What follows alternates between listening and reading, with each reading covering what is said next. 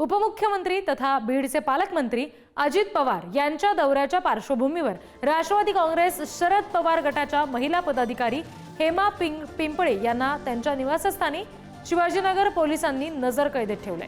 यापूर्वी हेमा पिंपळे यांनी आंदोलन केलेली होती आणि आज अजित पवार यांचा दौरा असल्या कारणाने हेमा पिंपळे यांच्या माध्यमातून आंदोलन होण्याची शक्यता होती। त्यामुळे सकाळपासूनच हेमा पिंपळे यांना त्यांच्या राहत्या घरी नजर कैदेत पोलिसांनी ठेवले। सरपंच संतोष देशमुख हत्या प्रकरणातील आरोपी वाल्मिक कराडला बीड न्यायालयामध्ये सुनावणीसाठी हजर केला असता हेमा पिंपळे यांनी न्यायालयाच्या बाहेर गोंधळ घातला होता आणि त्याच्यामुळे आता खबरदारीचा उपाय म्हणून आज पुन्हा एकदा हेमा पिंपळे नजर कैदेत आहेत।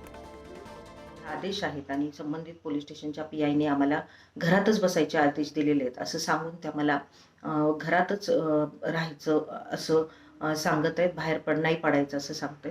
मी उलट असं म्हणते की माननीय अजितदादा पवार साहेब हे पालकमंत्री आहेत आणि जिल्ह्याचे काही प्रश्न असतील किंवा संतोष देशमुखच्या हत्यारा कृष्णा अंधळे एवढ्या सगळ्या इंटेलिजन्स एजन्सी असताना SITचे नेमलेली असताना या गृह खात्याच्या कृपेने अजूनही तो फरार आहे का फरार केलाय या प्रश्नाची उत्तरं आम्ही पालकमंत्र्याकडून घेणार आहोत।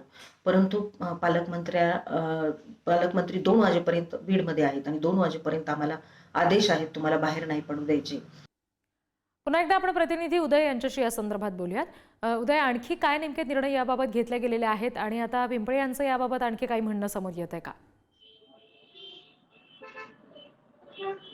नक्कीच उपमुख्यमंत्री तथा बीडचे पालकमंत्री अजित पवार यांच्या दौऱ्याच्या पार्श्वभूमीवर बीडमध्ये तगडा पोलीस बंदोबस्त ठेवण्यात आला आहे। या दौऱ्यादरम्यान कुठलाही अनुचित प्रकार होऊ नये, घोषणाबाजी होऊ नये याची खबरदारी घेतली जात आहे। आपण सध्या जर पाहिलं तर ज्या सभागृहात ही बैठक सुरू आहे त्या सभागृहाच्या बाहेर मोठा पोलीस बंदोबस्त आहे। याबरोबरच ज्या कार्यकर्त्यांकडून अशा पद्धतीने घोषणाबाजी होऊ शकते अशा कार्यकर्त्यांना स्थानबद्ध देखील करण्यात आलं आहे। हेमा पिंपळे यांनी यापूर्वी अनेकदा अशा पद्धतीने आंदोलन केलं होतं। आता त्या पार्श्वभूमीवर त्यांना सकाळीच त्यांच्या घरी पोलीस पोहोचले, त्यांना स्थानबद्ध करण्यात आलंय। दुसरीकडे अशाच पद्धतीने ज्या ज्या कार्यकर्त्यांकडून होऊ शकतं त्यांना देखील ताब्यात घेण्यात आलं आहे। एकंदरीतच पोलीस दल जे आहे ते खबरदारी घेत असल्याचं आपल्याला पाहायला मिळतंय। अगदी उदय, धन्यवाद दिलेल्या सगळ्या तपशिलांसाठी।